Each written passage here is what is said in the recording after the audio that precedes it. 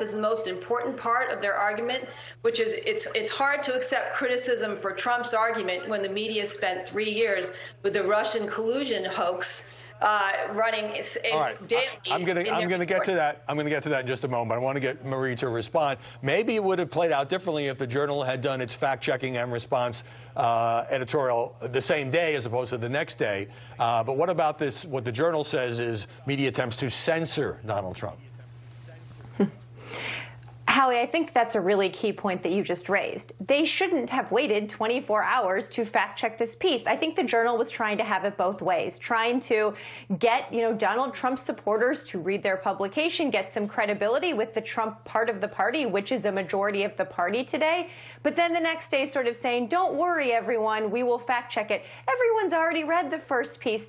Many of those people who read that first piece, Howie, are never going to read the fact-checking. So I think that was irresponsible. And look, the Journal doesn't have to give him space to do this. They don't have some responsibility to print every lie that is submitted to them in any format. And heading into this next presidential election, Howie, this is the key point.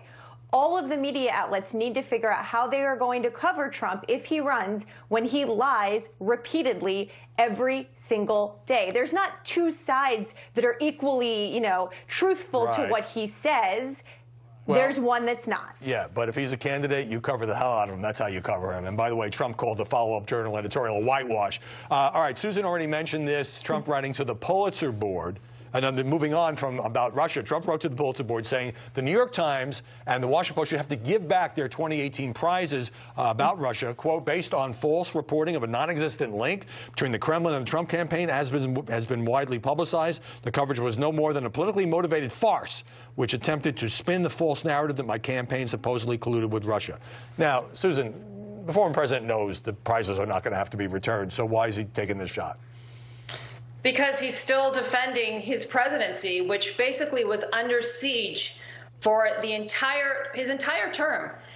Because people were accusing him of colluding with the Russians, beginning with the campaign. And listen, we were covering Trump as if he was an alleged Russian agent part of the time. It was really ridiculous. He really spent his entire term under siege. And the Pulitzer Prize, I think, for the New York Times reporting, you can't help spot the irony there. They cited the Times for this deeply sourced reporting when really it was revealed later on that a lot of it was just kind of this echo chamber, and it was politically motivated. There's so much evidence of that now. But back to Marie's point about how you get the point out there and not the correction later, there's so much argument now from people who still believe that Trump colluded with the Russians because the coverage was just so heavy in that regard. And that's Marie, the media did relentlessly hype the Russia investigation, although it was an independent counsel's investigation that, of course, had to be covered.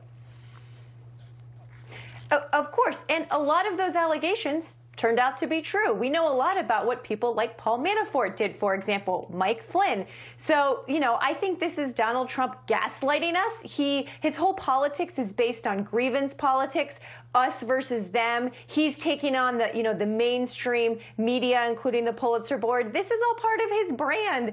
And this is him trying to continue that form of politics that isn't about, tackling the issues of today, but it's about relitigating the last 4 years. This is reminding me of the 47,000 segments that we did on Russia. All right, let me get a break still to come. I know. Alec Baldwin speaking about